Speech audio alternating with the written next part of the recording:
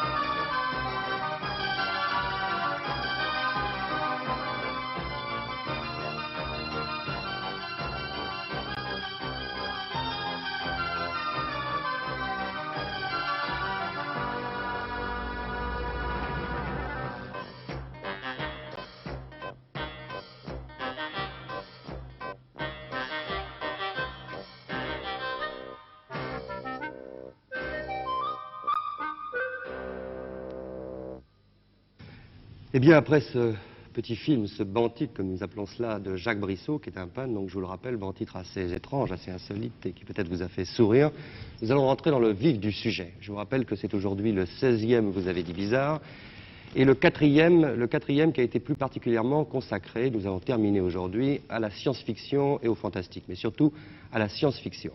Alors nous avons vu des tas d'aspects de la science-fiction, nous avons vu des aspects des grands festivals parisiens et d'Avoriaz, nous avons également parlé le mois dernier d'une certaine mutation possible de la science-fiction à travers la fiction spéculative et même la politique-fiction.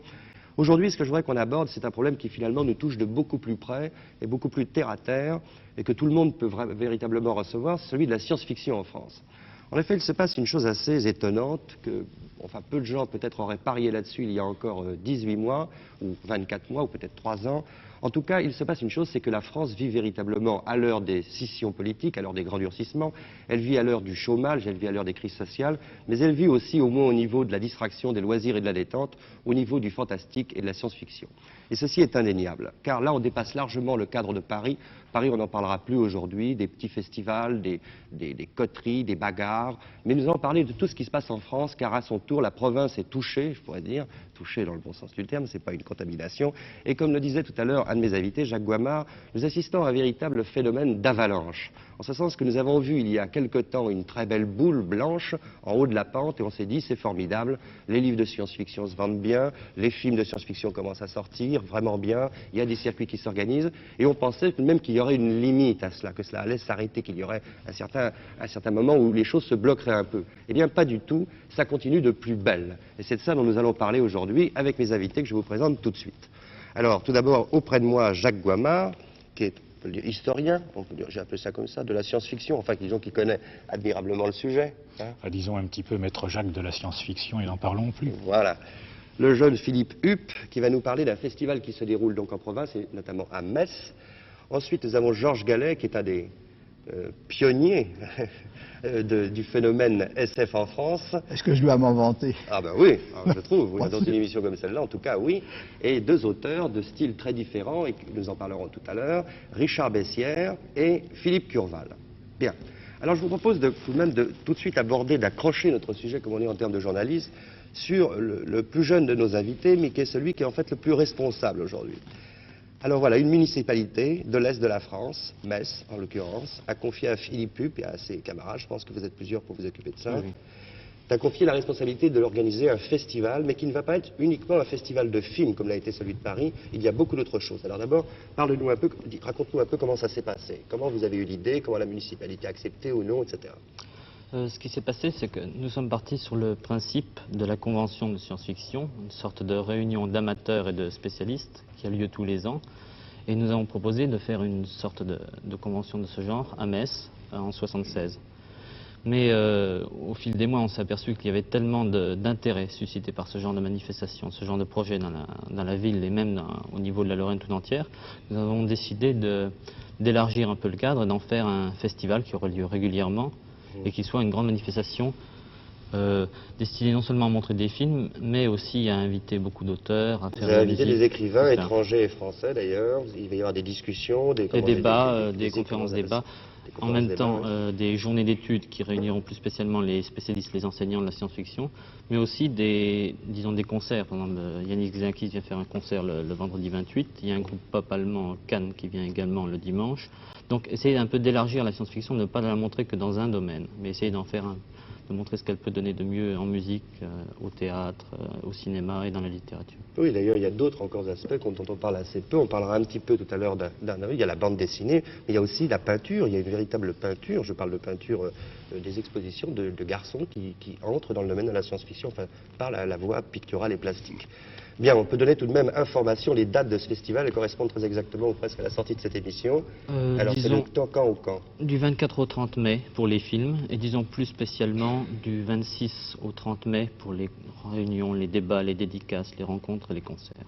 Alors la municipalité, parce que toujours on s'est imaginé que disons, la science-fiction et tout cela était un peu un phénomène de jeunes, un peu un phénomène comme ça d'évasion. Mais on voit maintenant donc des municipalités qui s'intéressent à ça, qui accordent des crédits pour organiser un truc de genre, c'est quand même assez nouveau. Dans mes premières démarches pour organiser ce genre de manifestation, j'ai rencontré beaucoup de sympathie et nous avons été énormément aidés par toutes les autorités locales. Peut-être on pourrait tout de suite raconter la différence qu'il y a entre ce phénomène élitique que fut peut-être un peu au début la science-fiction, tant pour ceux qui le lisaient que pour ceux qui allaient voir les films, et aujourd'hui ce véritable phénomène social. Et là, c'est au prof que je m'adresse, Jacques Gouamard. Bon, alors je vais vous faire un cours. Hein, un cours sur l'explosion de la science-fiction. La science-fiction, ou du moins le mot science-fiction a été introduit en France en 1950. Et je ne sais pas si l'introduction de ce mot a été une bonne chose parce qu'il s'en est suivi une confusion qui dure encore. Enfin, si le mot pose problème, la chose indiscutablement nous plaît à tous et c'est pour ça que nous sommes là. Les premières années de la science-fiction en France, les années héroïques, ont été bien vécues par Georges Gallet, qui est un des introducteurs en France de la science-fiction et qui vous en parlera mieux que moi. Mais il est certain que pendant une bonne quinzaine d'années, ça n'a intéressé qu'un petit nombre de gens. Nous vivions sur l'idée qu'il y avait un petit noyau d'amateurs, 20 ou 30 000. Comment peut-on expliquer, Jacques, ce passage d'un phénomène d'un petit groupe, d'une chapelle, je sais même pas une élite, c'est plutôt une chapelle, à ce phénomène social brusquement en quelques années? Oui, plusieurs chapelles, parce que vous bagarrez entre vous. Et ça, c'est une autre histoire. Alors, mais comment ça peut changer aussi rapidement? Ça correspond à quoi? Le passage au phénomène social est lié à mai 68, disons pour simplifier les choses, mais grosso modo à tous les changements sociaux qui se sont produits en France pendant plusieurs années et qui, en France, se sont trouvés dramatisés tout à coup en mai 68, mais qui dans d'autres pays se sont passés un petit peu autrement. La science-fiction est une littérature beaucoup plus adaptée aux problèmes d'aujourd'hui, parce que les problèmes d'aujourd'hui, ce sont, il faut bien le dire, les problèmes de demain. Nous ne savons pas très bien de quoi demain sera fait, nous nous posons la question, et nous nous la sommes même posée de manière dramatique en mai 1968. Les gens de gauche comme les gens de droite, d'ailleurs, se sont tous posé la question, et je crois que ça a créé un appel d'air vers la science-fiction, particulièrement dans la jeunesse qui apporterait donc, ce serait peut-être la première réponse à la question qu'on se pose aujourd'hui sur ce phénomène social, peut-être quelques réponses ou quelques réponses éventuelles, quelques réponses hypothétiques sur notre avenir. C'est ça, ce sont des réponses hypothétiques. Mais si vous le voulez bien, nous allons respirer un peu, c'est-à-dire voir quelques images, un extrait d'un film, Le Survivant.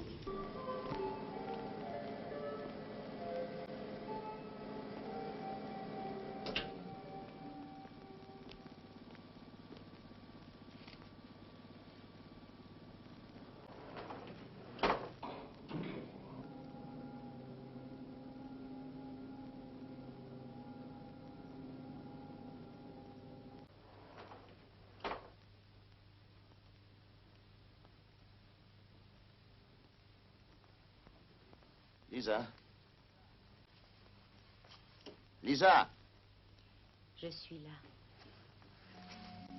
Lisa, je voulais te dire, Richard... Je sais, Robert. Tu sais.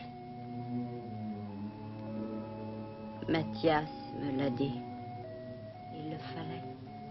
Oh, mon Dieu. Lisa... Eh bien, Neville. Tout cela est étrange, non? Venez, Neville.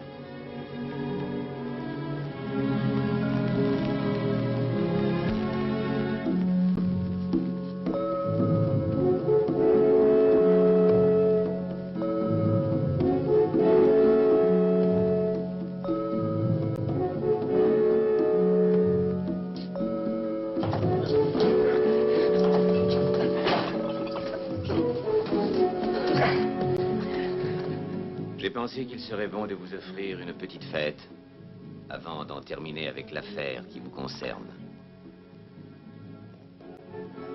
Mes frères.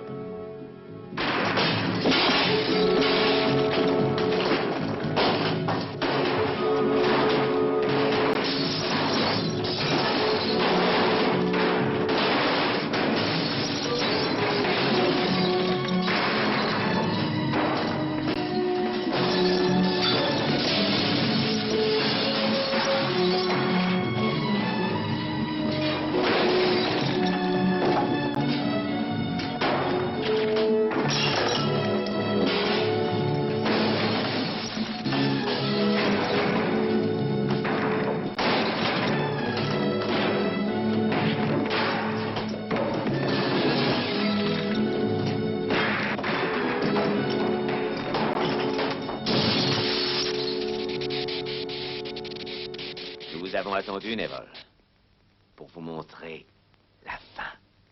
Tout ce que vous avez réalisé, détruit en quelques instants, ce n'était qu'illusion. Votre art, votre science, ce n'était qu'un cauchemar. C'est fini. Mes frères, notre tâche est presque achevée. Il était le dernier de ceux qui nous ont apporté le châtiment. Nous avons assaini et purifié ce monde. Il ne nous reste qu'à bâtir. Voilà, Le Survivant, un extrait d'un film qui passera d'ailleurs au festival de Metz, de notre ami Hupp, qui se déroulera, il nous le rappelle tout de suite, tout de même. Du 24 au 30 mai. Voilà, il faut quand même, là pour faire la pub pour le festival, autant en parler. Bien, on continue donc sur cette explosion, sur ce phénomène d'avalanche de la science-fiction en France, et notamment depuis 3 ans. Alors Jacques, après donc, il est possible que la cassure en effet ait été certainement en mai 68, avec une modification assez radicale du comportement, aussi bien chez les jeunes que chez certains adultes. Rien ne s'est plus comme avant, hein, toutes ces phrases. Aussi bien d'ailleurs, comme tu le disais, chez les gens de gauche, peut-être chez les gens de droite. Alors ça c'est une des raisons. Est-ce qu'il en est d'autres, à ton avis, cette avalanche? C'est-à-dire qu'un phénomène comme ça s'entretient lui-même. Une avalanche, tu sais comment ça se passe. Il y a d'abord une boule de neige qui part, et puis elle grossit, elle grossit, elle grossit. Depuis 1968, il ne s'est pas passé d'année sans qu'on fonde une collection de science-fiction. Aujourd'hui, il y en a 25. 25 collections. Et oui, 25, ce qui... si on nous avait dit ça il y a 5 ans seulement, nous aurait tous effrayés. On se serait dit, ça ne pourra jamais marcher. Or, il y a un phénomène curieux, plus il y en a et plus ça marche. Il faut dire aussi que la science-fiction a tout de suite assez vite pris, en tout cas le pli, en ce sens qu'il y a des collections assez bon marché. Je veux dire, il y a des collections livres de poche, oui, le grand de robots et tout ça. Ça, si vous permettez, ça, je crois que c'est une des choses les plus importantes. Oui, il y a également les collections de Galaxy Beast, il y en a pas mal qui sortent comme ça. C'est peut-être le livre de poche qui a déclenché en partie l'avalanche. Oui. Parce qu'il ne faut pas oublier une chose, le livre de poche touche une clientèle beaucoup plus large que l'édition classique. Oui, je le regretterai comme éditeur classique, si je peux dire, mais je dois dire que la collection J'ai lu, par exemple, atteint des chiffres de tirage dont on n'avait jamais rêvé avant. Beaucoup me parlent d'un danger depuis 2-3 ans, d'un véritable danger de guerre. C'est une espèce d'idée qui revient, je ne sais pas si elle est, j'espère en tout cas qu'elle ne correspond à rien de réel, enfin de réel pour notre futur. Est-ce que là aussi, est-ce qu'il y aurait une nouvelle peur qui est en train de monter, une peur qui serait non seulement sociale, qui serait non seulement politique, mais une véritable peur cataclysmique? Il y a quand même, je crois qu'il y a quand même un phénomène dans ce genre-là, une peur comme nous avons eu dans les années 50, la peur de la bombe atomique. Nous avons à l'heure actuelle une peur sur le plan social, c'est exact, et je crois aussi sur un plan aussi démographique, sur un plan de pollution. Je crois qu'il y a des dangers qui guettent l'humanité et où la science-fiction actuelle met quand même l'accent. Et je crois que c'est toutes ces choses-là qui se cristallisent d'ailleurs. Oui, d'ailleurs on ne le dit pas assez, ça c'est assez vrai ce qu'il dit, parce qu'il est vrai que la science-fiction est certainement la littérature, ou le genre littéraire, ou la classe littéraire, qui a le premier, enfin ou la première, plus exactement, mis l'accent véritablement à une époque où il n'y avait pas de ministre de la pollution, ministre de l'équipement, ministre de tous ces trucs-là. Je veux dire, véritablement, il y a eu là un aspect bénéfique de la science-fiction qui a averti, qui a véritablement servi là d'avertissement. Alors donc c'est encore peut-être une raison, et dans un pays comme la France qui a joué. D'autres raisons, Jacques ? C'est-à-dire que quand on parle de catastrophe, il faut distinguer 2 choses. La peur de la catastrophe, la peur de la mort, nous l'avons tous et en permanence. Et il y a des catastrophes dans la littérature de la science-fiction depuis le 19e siècle. Il n'a jamais cessé d'y en avoir. Mais il est certain que la peur des catastrophes devient dramatique en période de crise. La science-fiction des années 30 a connu ça avec, par exemple, Le meilleur des mondes de Huxley. Nous sommes en train d'entrer dans une période de crise pour la première fois depuis très longtemps. En France, ça a commencé en 1974, mais il ne faut pas oublier que dans un pays comme les États-Unis, ça avait commencé en 1970. Et du même coup, la peur du chômage, la peur de l'avenir, la peur de ce qui se passe dans le tiers-monde, tout ça fait une série d'angoisses qui montent. Et ça se sent très nettement dans la littérature de science-fiction la plus récente. C'est ça, selon ce que tu viens de dire, donc tout de même, aussi bien dans l'écrit, dans ce que proposent certains auteurs, que dans la façon dont les gens appréhendent le livre et le reçoivent, ou l'achètent pour le lire, ce serait tout de même une réponse, ou en tout cas un librium ou un valium, à certaines angoisses qui s'accumulent. C'est encore une raison possible, tu crois, de cette montée de la science-fiction? Il existe une science-fiction valium. qui est, mettons, le space opéra. Mais il existe aussi une science-fiction qui a un rôle tout à fait différent, qui, dramatise au contraire la catastrophe, et qui d'ailleurs joue, à mon avis, un effet de catharsis meilleur.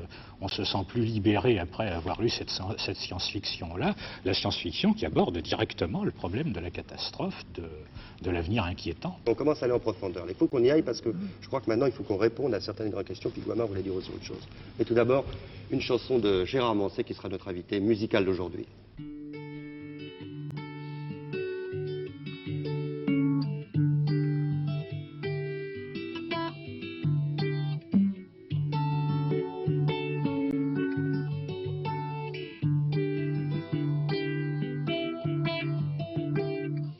À force de penser aux autres,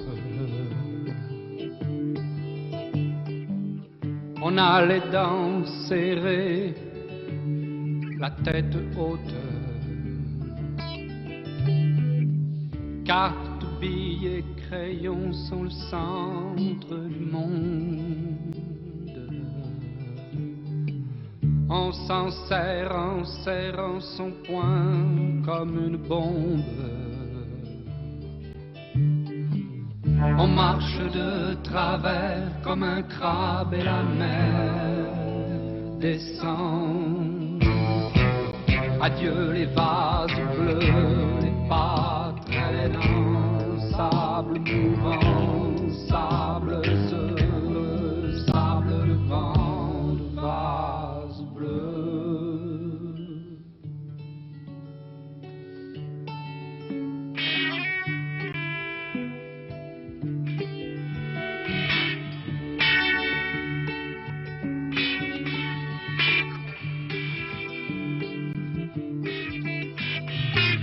Comme un casque, on s'endort avec sa chevelure. Une chemise au corps, au cœur une blessure. Prisonniers aux pieds pris dans le courant qui passe. Une valise pleine, vide, à marée basse. On marche de travers comme un crabe et la mer descend. Adieu les vases bleus, les pas traînants, sable mouvant, sable heureux, sable de vent, vase bleu.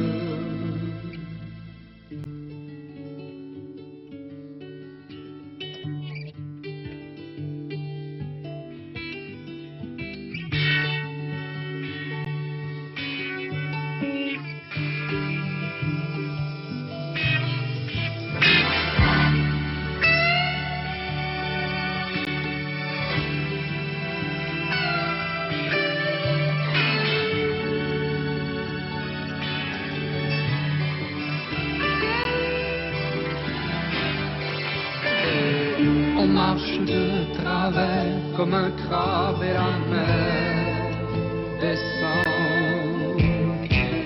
Adieu les vases bleus, les pas traînants, sable mouvant, sable heureux, sable de vent, vase bleu.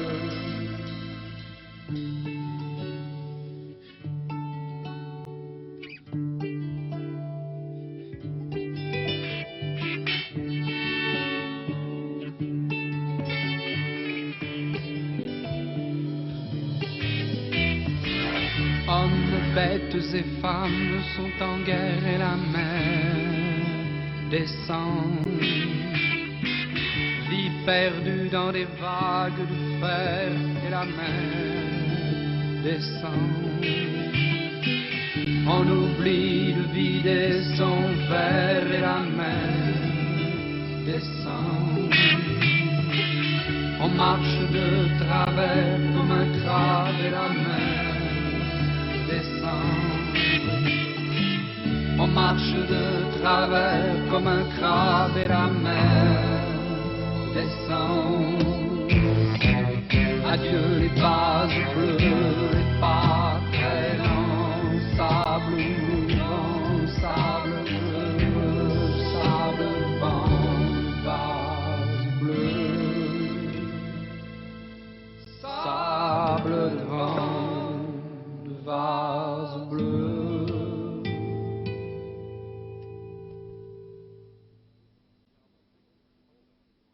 Gérard Manset, que nous retrouverons dans quelques instants. Poursuivons parce que je crois que maintenant nous allons aller un peu en profondeur, en tout cas nous allons essayer. Jacques Goimard, tu voulais ajouter quelque chose. Toujours sur ces raisons, je rappelle donc le sujet pour si quelques-uns d'entre vous prenaient le train en marche et rentrent dans cette émission.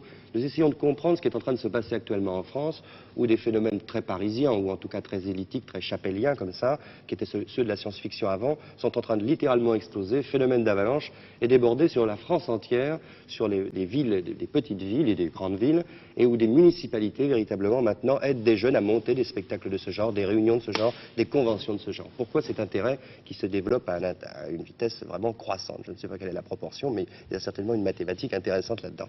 Jacques. Je ne crois pas qu'un jeune qui a 15 ans aujourd'hui puisse lire de la science-fiction de la même manière qu'un jeune de 15 ans lisait du policier vers 1950.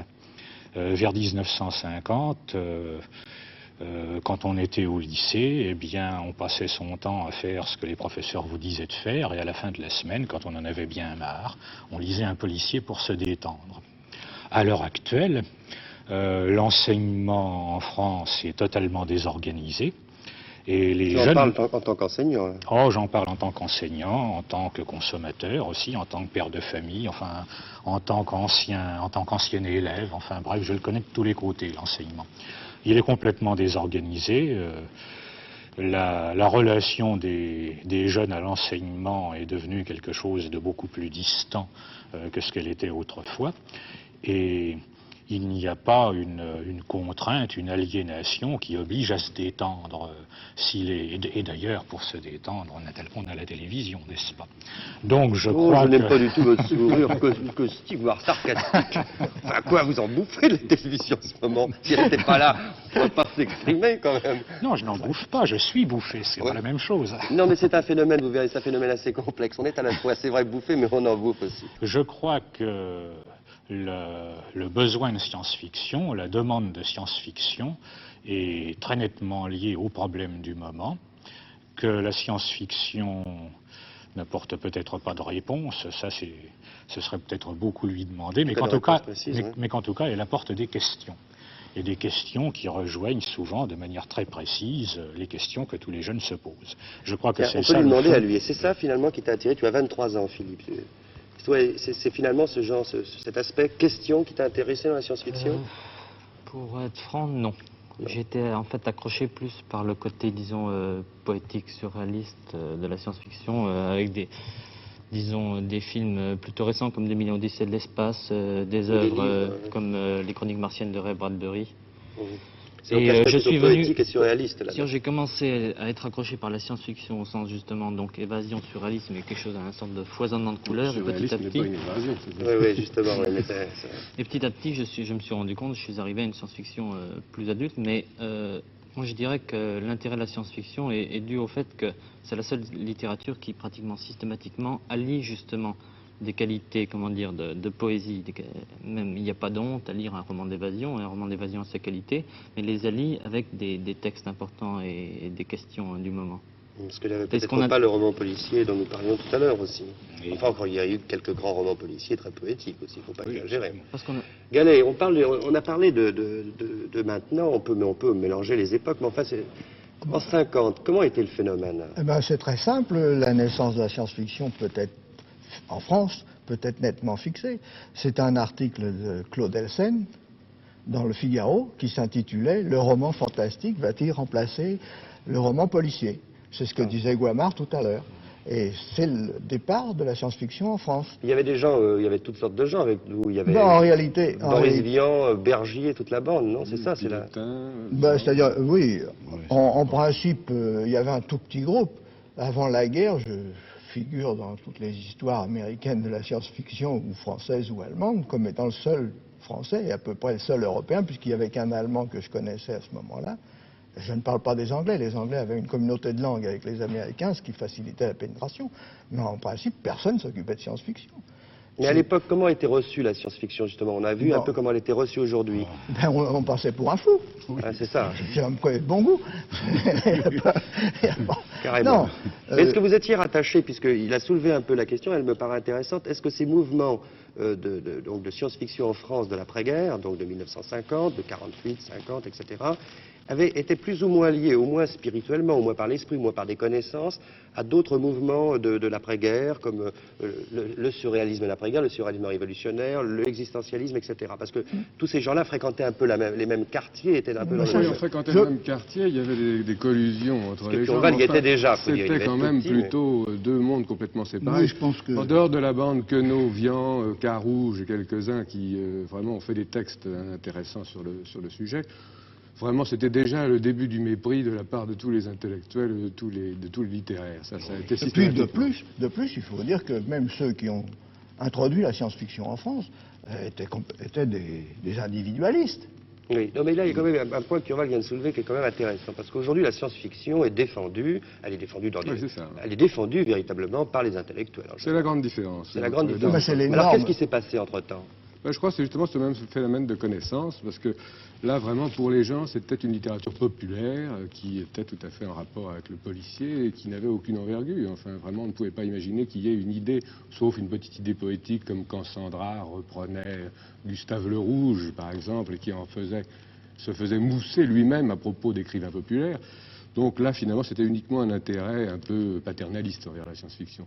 Et puis, petit à petit, malgré tout, elle a enfoncé son coin, puisqu'elle a quand même réussi à sortir des livres assez remarquables, petit à petit, qui se sont instaurés comme des classiques, et qui ont fait une bibliothèque qui était à la portée de tout le monde. Et effectivement, il suffisait de consulter une série de 15-20 livres que le consensus populaire avait établi comme étant les chefs-d'œuvre de la science-fiction, pour qu'en quelques jours, ou quelques semaines, quelques mois, on puisse se rendre compte que cette littérature était vraiment recouvrait un univers considérable.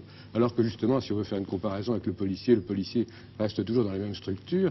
La science-fiction, elle peut être policière, elle peut être historique, elle peut être scientifique, elle peut être tout. En tout cas, voici La montagne sacrée de Jodorowsky, un extrait. Et Jodorowsky. Et nous reprenons ce débat sur la science-fiction en France et son déferlement, son côté avalanche qui se développe actuellement. Il y a un point que je voudrais aborder, et je répondrai en même temps à quelques articles, assez durs d'ailleurs, qui ont été écrits sur Vous avez dit bizarre. Il est certain que lorsque j'ai commencé Un jour futur, il y a de cela 1 an et demi maintenant, et puis avec le succès tonitruant qu'on connaissait le samedi après-midi, puis Vous avez dit bizarre l'automne dernier, je ne pensais pas du tout que ces deux émissions s'inscriraient dans ce que nous parlons aujourd'hui. Je pensais que c'était des émissions, comme je le voulais d'ailleurs, un peu marginales. Bon, il se trouve qu'elles sont tombées au bon moment, car je ne pense pas qu'elles aient déclenché quoi que ce soit. Je crois qu'elles sont tombées en même temps. Ça devait être dans l'air, comme des miasmes. Je parle pour ceux, bien sûr, qui n'aiment pas ça. Enfin, il y a eu des articles assez durs qui m'attaquent, d'ailleurs, personnellement, disant que j'encourage, en montrant des films que vous avez vus les fois précédentes et que vous verrez aujourd'hui, et que j'encourage à lire des livres qui sont finalement des films et des livres démissionnaires.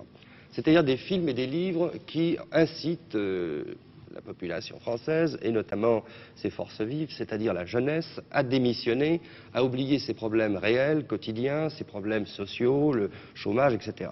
Alors évidemment, c'est un débat, je crois qu'il faut aborder, même brièvement ici. Je crois que c'est une critique, en tout cas on l'a faite à plusieurs reprises, et je crois qu'on peut en parler. Et je voudrais tout d'abord que mes invités répondent à cela. Que pensent-ils de cette attaque sur cette littérature de science-fiction qui éloignerait, et notamment la jeunesse, de ces réalités et de ces problèmes et de ces responsabilités finalement d'aujourd'hui, à force de trop penser à demain? Voilà, Jacques, la question. Eh bien, d'abord, il faut dire que cette attaque a toujours existé et qu'elle ne s'adresse pas seulement à la science-fiction. Elle s'adresse en fait à toute la littérature, à tout le cinéma, à tout ce qui est art, mais les gens qui font cette attaque ne le savent pas toujours. Il est certain que toute la littérature est de l'ordre du rêve, le roman réaliste en particulier est entièrement de l'ordre du rêve et le cinéma réaliste aussi. La science-fiction ne fait pas exception sur ce point. Simplement, nous rêvons tous et nous savons qu'un rêve n'est jamais plus réussi que quand nous y croyons. Par suite, il faut dans la littérature ou dans le cinéma mettre un certain nombre de détails qui rendent ça plausible, qui font qu'on peut y croire davantage, c'est plus agréable. Voilà pourquoi, pendant une centaine d'années, il a fallu montrer des scènes se passant dans des châteaux avec des bals et toutes sortes de choses de ce genre. Aujourd'hui, pour la jeunesse actuelle, des histoires qui se passent dans des châteaux avec des bals, des calèches à la campagne, ça n'est plus très vraisemblable. La science-fiction est plus vraisemblable oui, mais que leur ça. l'attaque dont je parle, les attaques dont je parle, elles sont très claires. Elles disent, bon, c'est très bien, vous nous parlez de l'Empire galactique qui s'inscrit dans l'an 8982 de l'encyclopédie galactique, etc. C'est très bien ces histoires, mais tout cela, finalement, vous faites oublier aux gens les réalités d'aujourd'hui. Il y a un combat, il y a une vie qui est très dure, il y a du problème, etc. Alors, est-ce qu'on, oui, j'ai compris ton allusion, c'est la même chose, mais est-ce qu'on peut répondre plus précisément à cette question? C'est aussi un défaut complet de connaissance, parce que ces gens-là ont encore un retard et considèrent la science-fiction des années 35-50, qui était évidemment en grande partie une littérature d'évasion. Tandis qu'actuellement, enfin depuis une quinzaine d'années, il y a une nouvelle littérature de science-fiction qu'on appelle d'ailleurs, on a tendance à appeler la fiction spéculative, bien que je ne pense pas que ça apporte quelque chose, une autre définition, qui parle au contraire de la réalité et des problèmes quotidiens. D'ailleurs, il y a une chose extraordinaire, on a toujours dit que les Français étaient cartésiens et que par conséquent, enfin, je me souviens très bien au début de la science-fiction, que la science-fiction n'aurait jamais de succès puisque le fantastique avait toujours eu des succès totalement dérisoires en France. Et il se trouve que justement ce phénomène prouve le contraire puisque la science-fiction est logique, elle parle de la réalité, elle extrapole à partir des phénomènes conjoncturels actuels, et elle trouve donc un écho chez les Français qui est quand même, il faut bien le dire, un des peuples au monde, en dehors des États-Unis, où la science-fiction se lit le plus, ce qui est complètement contradictoire avec l'image classique du Français à béret basque, rationaliste et râleur.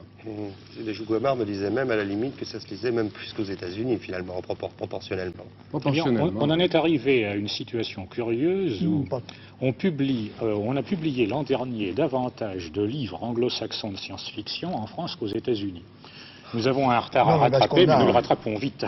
Oui, d'accord. Mais... Il y a Forest qui est Barbarella et autre chose dont nous parlerons tout à l'heure. La bande dessinée de science-fiction. C'est un autre aspect, nous en parlerons, mais quel est ton avis là-dessus, sur ces attaques précisément? Car en fait, la bande dessinée de science-fiction où tu crées, où tu officies, est finalement l'objet des mêmes attaques, je pense. Oui, même il y en a une attaque tout à fait particulière qui est le goût de la catastrophe. T'as bien mis ton micro, oui. Oui. Le goût de la catastrophe largement développé dans la bande dessinée. Il est évident qu'il y a une tentation du spectacle qui joue en plus encore au niveau de l'image. Mais il y a autre chose, c'est que là, on peut aussi dire qu'il y a une fascination pour l'apocalypse, parce que nous vivons apparemment dans un monde qui crée un malaise par le biais du mesquin. Et il y a un certain nombre de contraintes quotidiennes qui, elles, conduisent à un certain sommeil et à un certain abandon. Et il semble une sorte de fascination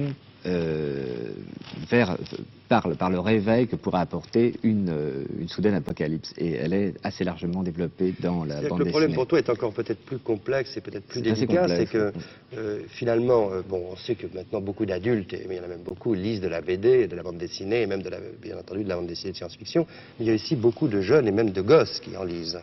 Alors là, il y a une responsabilité peut-être encore plus grande au niveau des dessinateurs et auteurs de bandes dessinées de science-fiction. Est-ce que vous ne les endormez pas avec vos nouveaux contes de fées ou au contraire, est-ce que vous pensez que vous les réveillez et que vous les aiguillonnez à penser? C'est ça le problème. Parce que finalement, l'attaque dont est objet aussi bien, vous avez dit bizarre, que la science-fiction, que tout ce que l'on veut en général, c'est finalement vous endormez les gens. Vous les faire rêver, mais ça, j'y crois absolument pas. Je crois au contraire que la science-fiction est une discipline d'éveil. Oui, parce qu'à ce moment-là, je crois que la science-fiction amène les gens à réfléchir à des problèmes auxquels ils n'avaient pas réfléchi. Justement, avant de bâtir l'avenir, je crois qu'il faut d'abord s'appuyer sur le présent. Parce que c'est par le biais du présent que la science-fiction démontre les perspectives positives ou négatives de la société. Éventuelle. J'ai l'impression que la science-fiction commence au moment où le prince réveille la belle au bois dormant. Oui. Non, il y a un autre ça c'est joli ça.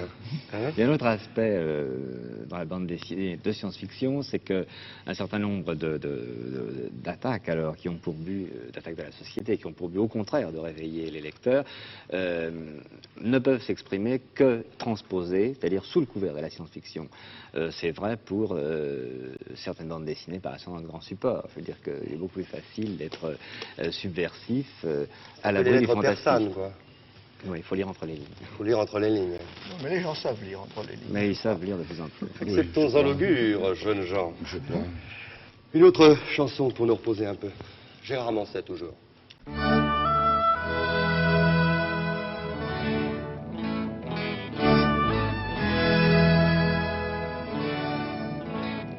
Quand on est malheureux, quand il faut fermer les yeux, on sait bien qu'un jour tout changera. On sait bien qu'un jour il reviendra. Le moment d'être heureux, le moment d'être enfin deux, le moment d'être enfin heureux, le moment d'être heureux.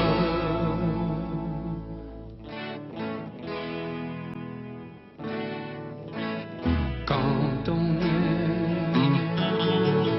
malheureux, on se tait, on parle peu, on sait bien qu'un jour tout changera. On sait bien qu'un jour il reviendra. Le moment d'être heureux, le moment d'être enfin deux, le moment d'être enfin heureux, le moment d'être heureux.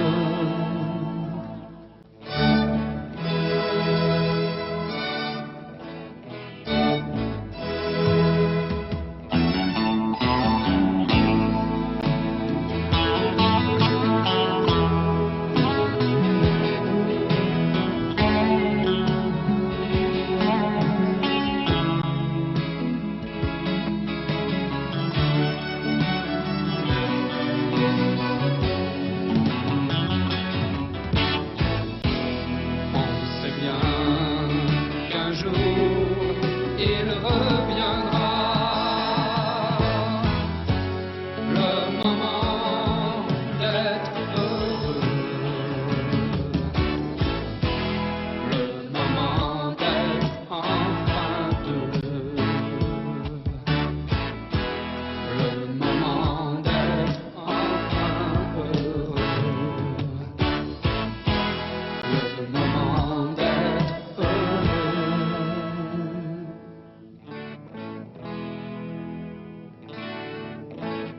Quand on est tous les deux,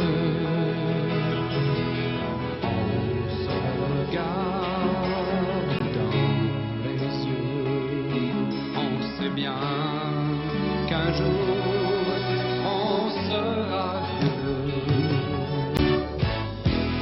et qu'il reviendra pour tous les deux.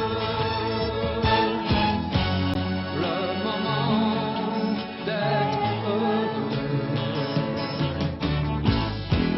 le moment d'être enfin deux, le moment d'être enfin heureux, le moment d'être heureux.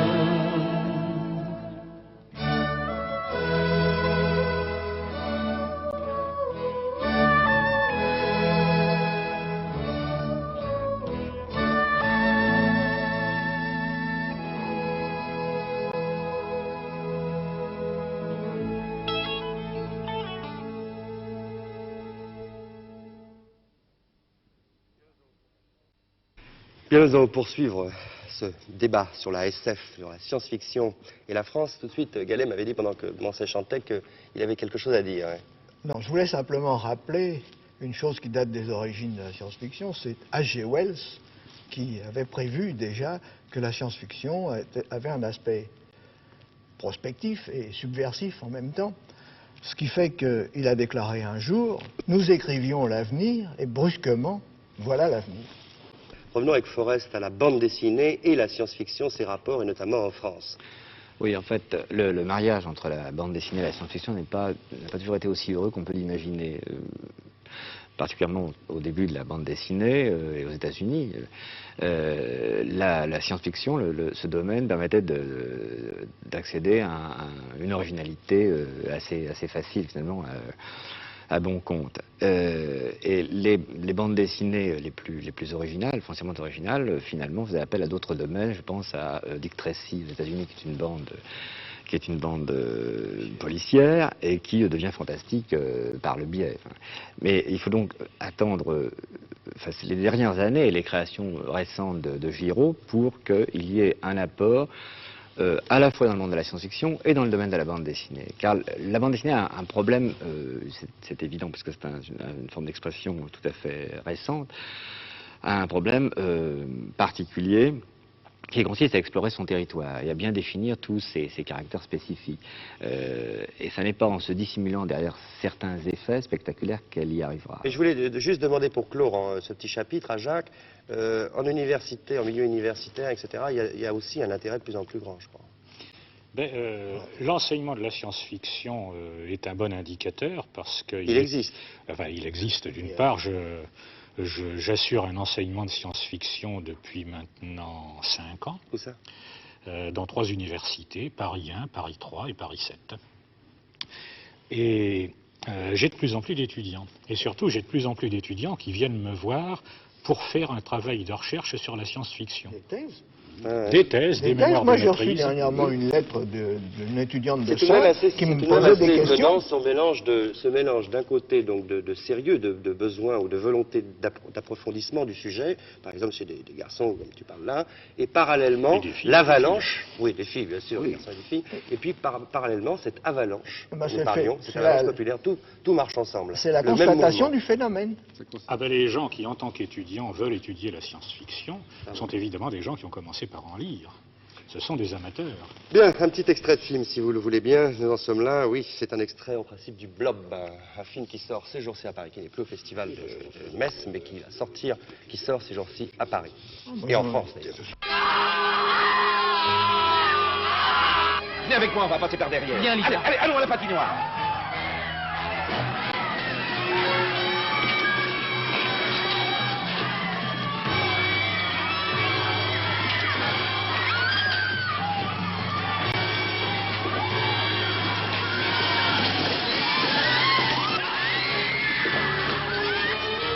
Attendez!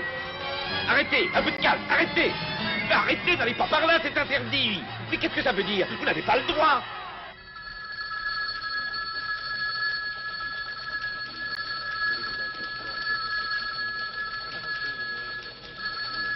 Qu'est-ce qu'ils ont à sonner comme ça, ce téléphone? Je crois qu'ils avaient raison, il se passe quelque chose de bizarre au bowling, chérie. Alors, voyons, un peu de calme. Il n'y a aucune raison de s'appeler. Mais vous n'avez pas vu ce que j'ai vu. Lâchez-moi. Ne vous énervez pas. Nous avons la situation bien en main. Bon, qu'est-ce qu'ils font?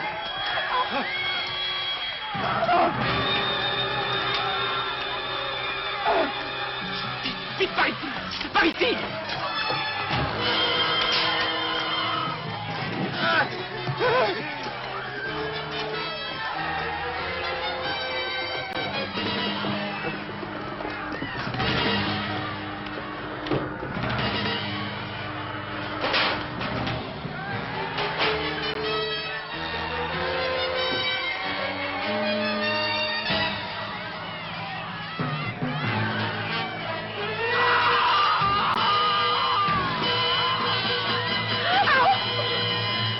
Fermez la porte.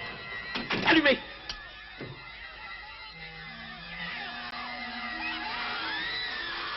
Oh mon Dieu.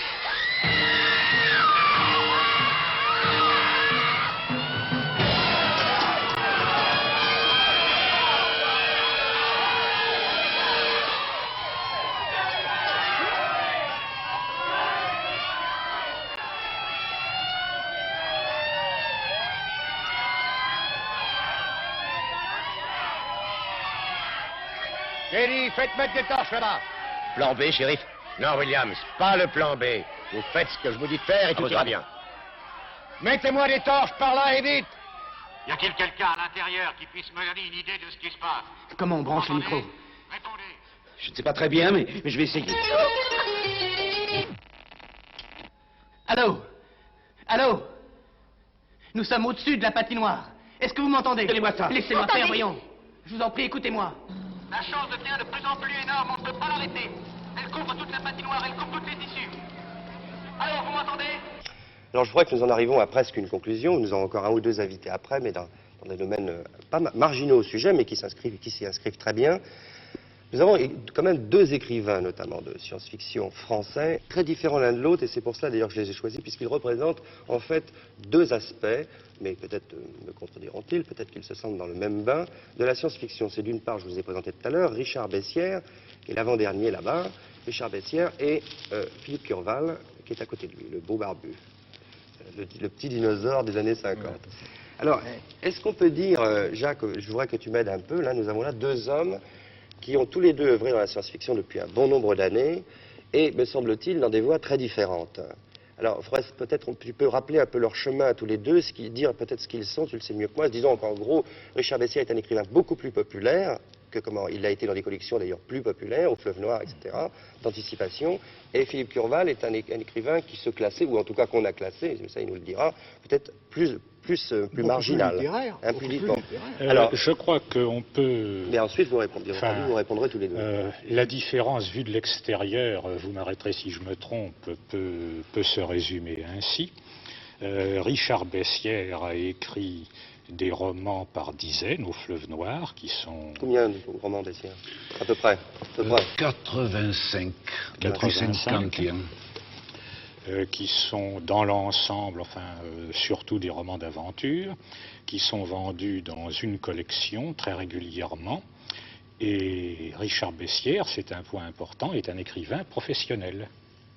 Il vit de l'écriture de ses romans, ce qui est possible dans une collection pour le grand public, vendant des livres très régulièrement et ayant une grande diffusion, mais ce qui ne l'est pas pour des gens comme Philippe Curval, par exemple, qui, lui, exerce des professions pour gagner sa vie et écrit avant tout pour son plaisir. Depuis bien des années, il se lève à 5 h du matin et de 5 h à 10 h du matin, il écrit. Mon but dans la vie, c'était d'être écrivain. En il y avait un souci d'écriture. J'ai commencé à écrire un roman qui s'appelle Ressac de l'espace, et ce roman, je l'ai terminé en 60. Oui, en 58. 60, donc j'ai mis à peu près 11 ans à l'écrire, et j'ai écrit ce roman comme vraiment c'était le roman de ma vie. Donc quand je l'ai donné à Gallet, c'était une solution pour le publier, parce qu'aucun éditeur ailleurs n'en voulait. Ce que je voudrais montrer, c'est qu'il existe, et qu'il a existé depuis 1950 en France, tout de même deux courants de science-fiction, d'écriture de science-fiction, qui sont tout de même très différents. Oui, c'est exact. Moi, ce que, vous êtes d'accord, vous êtes quand même un romancier populaire. Au départ, oui. C'est pas du tout au départ, j'ai été marqué au départ par le côté space opéra de la science-fiction.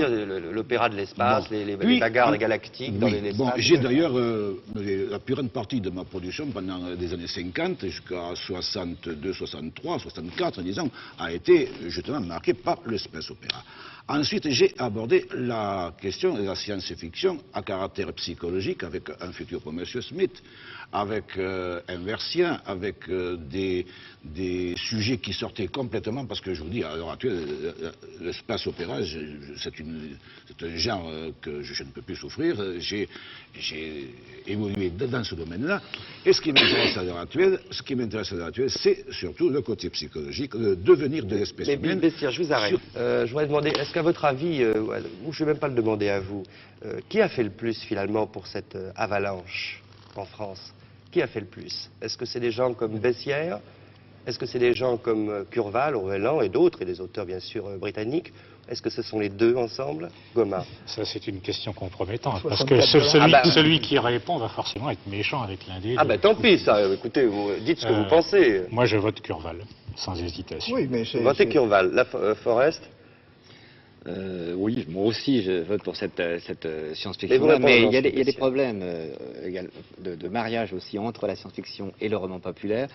qu'on retrouve très bien dans la bande dessinée. Alors là, je veux dire que pour ma part, j'ai essayé de concilier l'un et l'autre dans un cas qui est Les Naufragés du temps. J'ai essayé de faire du roman populaire et de la science-fiction, sans pour autant avoir honte de mon produit, parce que j'avais eu le plus grand mal à m'exprimer, à avoir une audience avec une bande dessinée s'apparentant également à la science-fiction et au fantastique, et les aventures d'Hippocrate, mais dans laquelle je faisais des recherches d'écriture, il faut bien le dire, à tous les niveaux. Si vous voulez ajouter un petit mot pour terminer, la science-fiction a été attaquée, phénomène d'avalanche, il faut s'en réjouir, tout va bien? Tout va très bien. Et tout ira encore mieux. Tout ira encore mieux. Je crois que ça porte très bien. Ouais. Et tu pensais que ça va continuer? Il y aura des reclassements, parce que tout de même, 25 collections, ça fait beaucoup. Mais on lira de plus en plus de science-fiction. Ce qu'il faudrait, évidemment, c'est que, comme aux États-Unis, avec le Ian Fleming et son James Bond, il faudrait qu'un jour, Giscard d'Estaing, par exemple, soit photographié en train de lire un Curval ou un Bessières ou je ne sais qui. Alors là, peut-être que ce serait encore un dernier coup de poing. Vous croyez que les gens regardent Giscard d'Estaing pour la science-fiction? Ah, je sais pas, moi. Peut-être que ça convertirait à la science-fiction les électeurs de Giscard d'Estaing. Oui, c'est ça que je pensais. Ouais, ça fait quand même pas mal. Bon, merci à tous.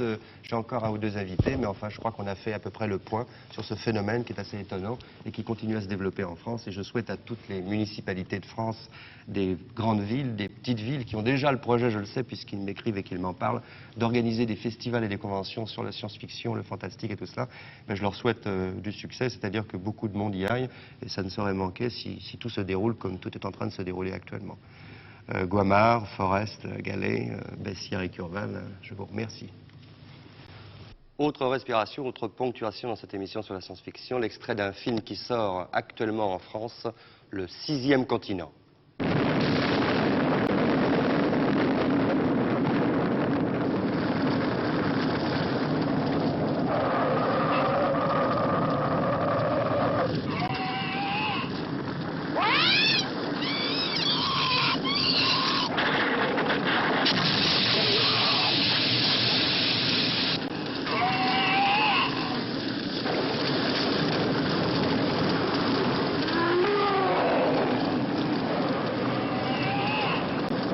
Combien de temps va-t-on leur laisser? Aussi longtemps qu'il le faudra.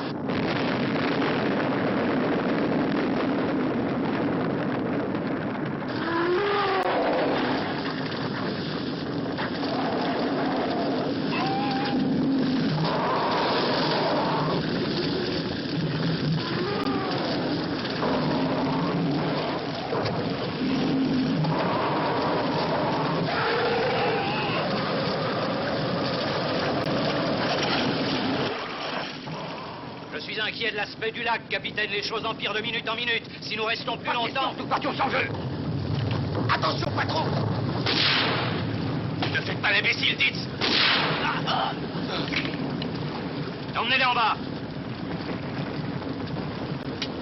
Les deux moteurs en avant, au ralenti.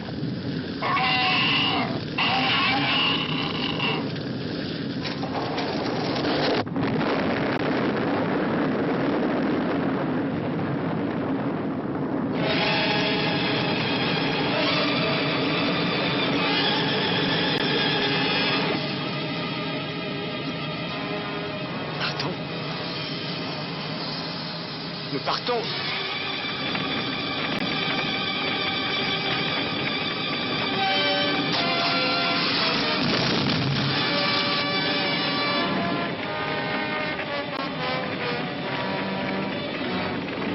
Bradley, Function Box. Branchez le projecteur. Attendez.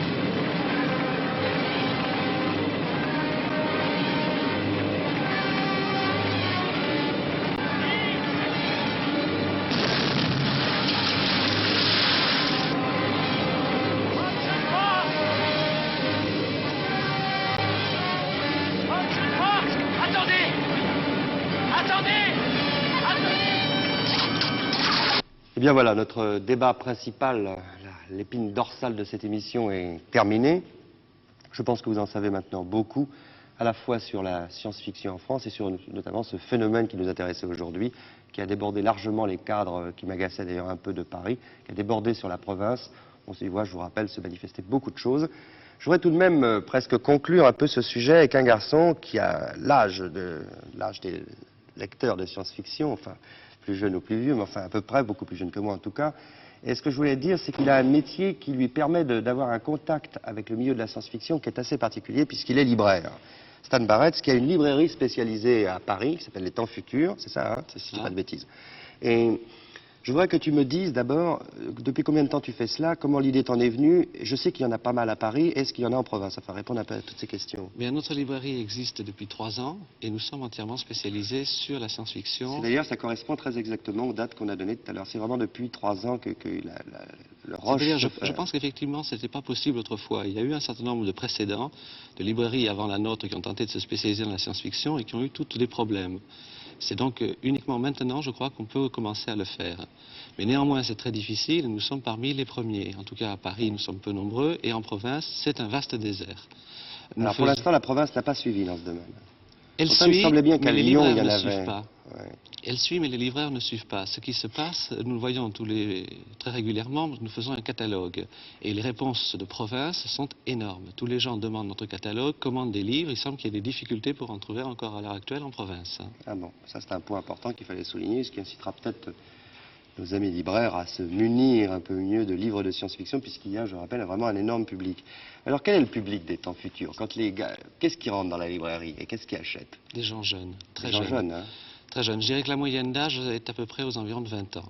C'est-à-dire que ça va de 15 à 25 ans. C'est une fourchette très étroite. Et ce sont toujours des garçons. Il n'y a pas du tout de lectrices féminines. Ah bon? Il n'y en a jamais. Et je ne sais pas si c'est une attitude d'achat, c'est-à-dire, je pense que ça peut s'expliquer comme ça. Le livre est acheté par l'homme et la femme lit en seconde main par derrière ce que l'homme lui conseille, je crois.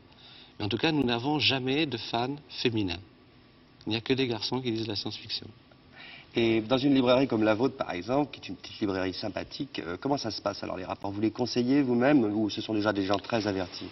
Je pense que c'est très important. C'est-à-dire que on ne lit pas de science-fiction par hasard. Les gens qui lisent la science-fiction, en ont entendu parler par des amis, en ont lu, ont une idée déjà très précise de ce qu'ils veulent.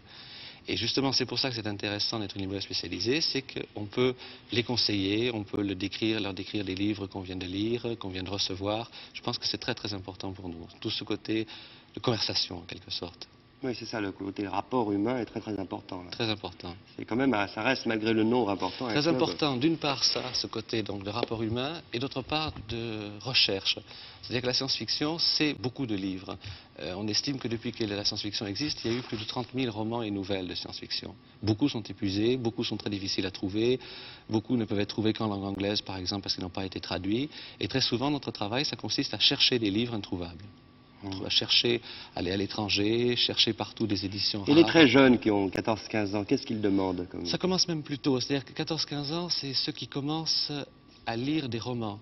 En fait, ça commence, je dirais, presque à 10 ans, avec ceux qui commencent avec les comics américains, les bandes dessinées, les bandes dessinées, qui lisent en anglais directement. Je suppose que d'ailleurs, ils ne comprennent pas l'anglais, ils regardent les dessins.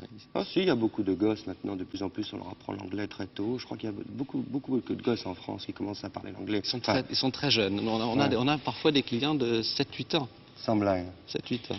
Ça va être marrant, non?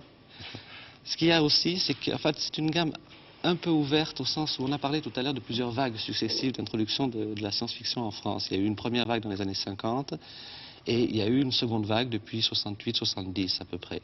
Et il y a eu une fossilisation, c'est-à-dire qu'on a un certain nombre de collectionneurs qui sont des gens qui sont venus à la science-fiction dans les années 50 et qui continuent, qui maintenant ont 40 ans. Mais disons que c'est une minorité. La majorité de nos lecteurs ayant 20 ans. Stan Barretz, libraire des temps futurs. C'est joli d'ailleurs, libraire des temps futurs. Et je vais te poser, je t'ai pas prévenu, d'ailleurs c'est un peu méchant, mais j'aurais dû te demander de le préparer, mais enfin tu peux peut-être le faire ici. Imagine que des gens ont vu cette émission, qui était je crois assez complète sur le phénomène science-fiction en France, sur ce qu'elle est, ce qu'elle pourra être, ce qu'elle pourra devenir. Quel livre demain est-ce que tu leur conseillerais de se procurer comme initiation? Je parle de gens qui n'en ont jamais lu. C'est une question très difficile. C'est une question qu'on nous a souvent posée. Il est souvent rentré à la boutique des gens de bonne volonté qui n'avaient jamais lu de science-fiction, qui ont vu l'apparence de la boutique et qui ont dit « Conseillez-moi le meilleur livre que vous ayez jamais lu ».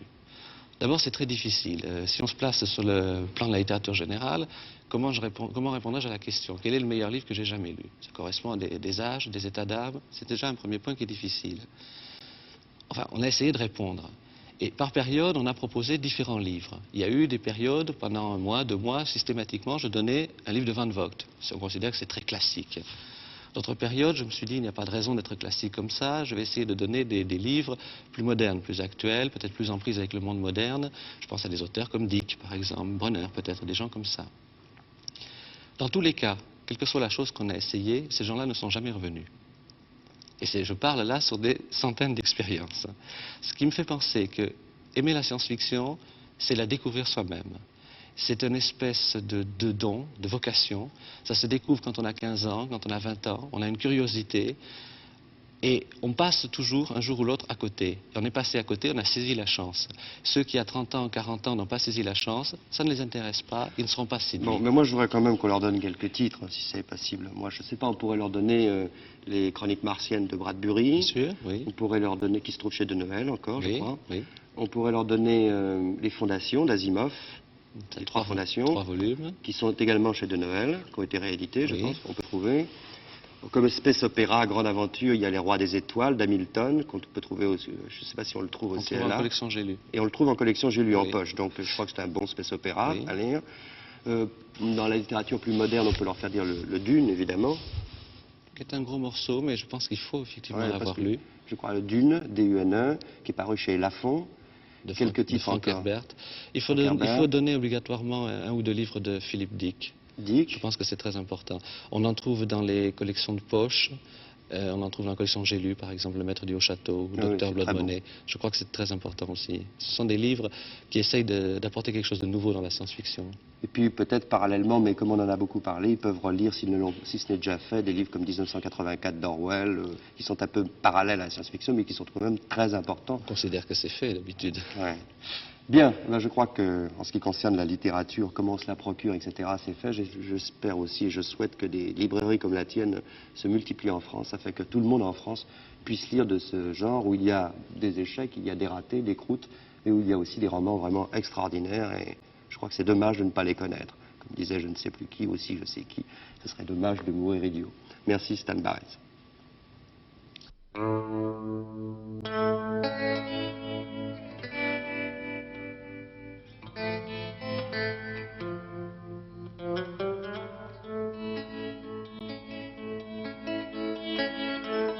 Cueille les fruits de ton verger, laisse la pie noire s'envoler,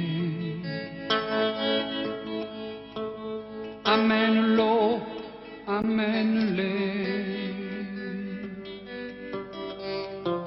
sur une chaise et mange-les. Cueille les fleurs de ton quartier,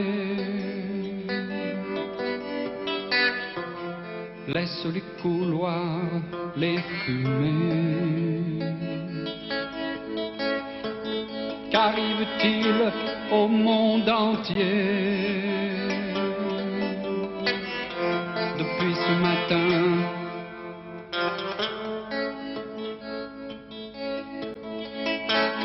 Un homme au visage allongé dans une ville découragée parle de l'homme sans bouger, laisse l'habit noir à ses pieds. Chaud le soleil, chaud l'été, sous une tonnelle ombragée. Qu'arrive-t-il au monde entier depuis ce matin?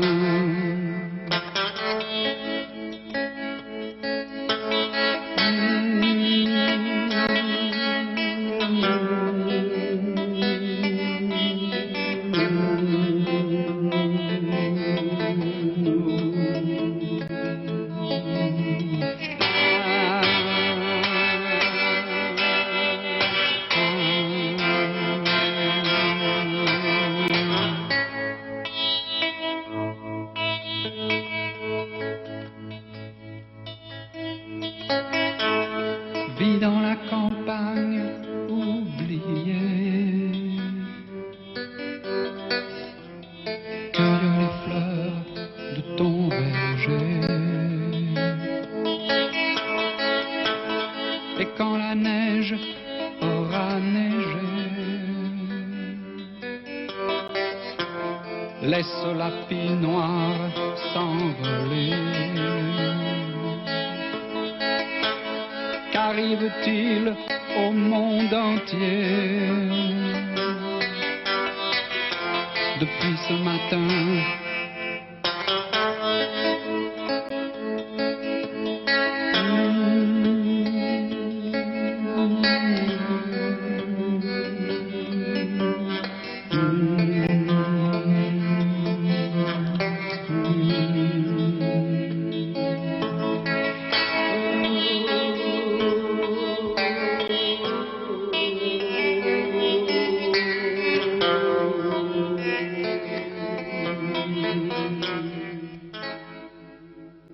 Voilà, notre 15e ou 16e, je ne sais plus, vous avez dit bizarre, est presque terminé. Je vais vous laisser en compagnie quelques minutes encore du groupe anglais Hawkwind, dont le disque sortira en juin. Ceci pour terminer de façon musicale cette longue émission de 80 minutes.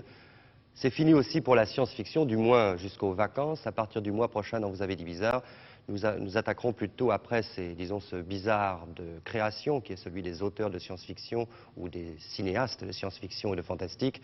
Nous attaquerons plutôt au fantastique, à l'insolite et à l'étrange du quotidien, aussi bien les phénomènes paranormaux que des personnages tout simplement un peu étranges, et Dieu sait que la vie n'en manque pas. Voilà, nous avons presque terminé, je vous donne rendez-vous le mois prochain, et je vous souhaite, si vous n'étiez pas là d'ici là, de très bonnes vacances, enfin vous voyez ce que je veux dire.